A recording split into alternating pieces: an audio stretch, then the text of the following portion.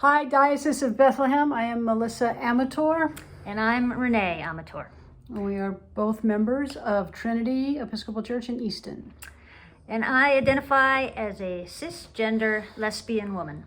And I identify as a gender non-conforming lesbian woman. My pronouns are she, her, and hers. So we've been asked to identify a moment when being an LGBTQIA+ Episcopalian, where there was a time when I experienced something powerful and God-given as a lesbian woman. So the first thing that came to mind was our wedding day. The moment we turned the corner to enter our church, and we were hand in hand coming in together, and we saw our family, our friends, and our fellow parishioners. The pride flag was flying outside, and we were being celebrated. We weren't just being tolerated or accepted. We were being celebrated.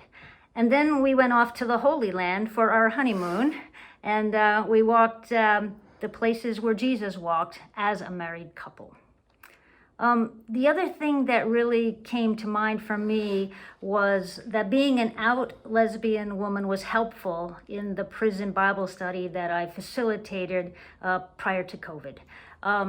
I was able to bring my whole self to those studies. I would share pictures of our wedding or our trip, and I think that kind of open sharing allowed those women to also bring their whole selves to the study. And as for me, being an Episcopalian has occurred alongside my coming out story. In fact, the two really seem to have folded simultaneously. So after deciding that getting honest about who I am and living authentically were both part of God's will for me, I began telling the truth about my sexuality. And that unfortunately meant that I had to leave the denomination which I had been a part of for a long time. And thus began our journey to the Episcopal Church, where at our very first service, we heard a new sermon on an old theme, God's admonition to Peter to not call impure anything that God has made clean.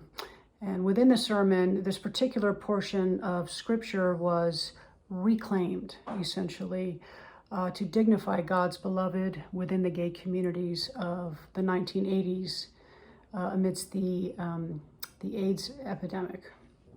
I looked at Renee and tears filled our eyes at just that moment as we both sort of quietly acknowledged that we would most likely be coming back the following week. And then the day following the Pulse nightclub shooting in Orlando, two things happened. One, my wife proposed to me in the garden at Trinity. And number two, our then priest hung a pride flag outside of our church. And in the months and years that followed, the Episcopal Church would help me slowly move into a much deeper and more profound relationship with God, one where I learn anew, again and again, over and over, that we are all fearfully and wonderfully made in the image of an awesome God who loves us all deeply.